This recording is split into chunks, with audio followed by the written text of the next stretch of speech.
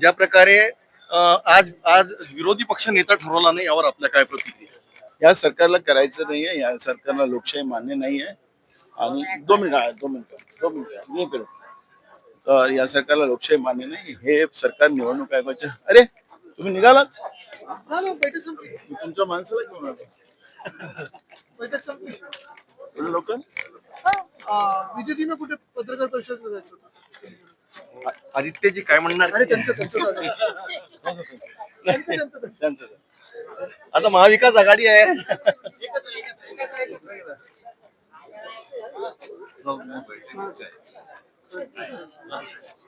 हा महत्वाचा मुद्दा आहे. आज आज ज्या प्रकारे विरोधी पक्ष नेता ठरवायला पाहिजे होतं, परंतु विरोधी पक्ष नेता ठरवला गेला नाही. काय म्हणणार आपण यावर? विरोधी पक्ष नेत्याचा गाजर आहे तो मीडियामध्ये टाकला गेलेला आहे. मूळ जे जनतेचे प्रश्न आहेत त्या प्रश्नाला डायव्हर्ट करायसाठी हा सगळा खेळ चाललेला आहे. महाराष्ट्रामध्ये जो हैदराबाद गॅझेटर काढून त्यांनी ज्या पद्धतीने ओबीसी वर्सेस मराठा एक लढाई सुरू केली, त्याचप्रमाणे महागाईला लपवण्यासाठी हा इश्यू एक आहे. दुसरा महत्वाचा प्रश्न बेरोजगारी आहे. महाराष्ट्रामध्ये कायदा सुव्यवस्थेचे प्रश्न आहेत. हे सगळे प्रश्न लपवण्यासाठी हा पद्धतीचा खेळ खेळला जातो.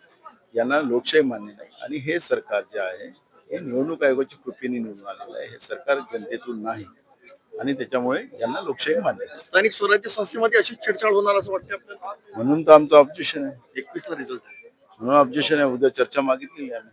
आणि 7 दिवस खूप कमी असं वाटते नाही का विदर्भाला न्याय मिळत नाही, हे आमचा विरोध आहे. आम्ही मगाशी विधानसभेत उपस्थित केले. भाऊ, मी काय बोलला?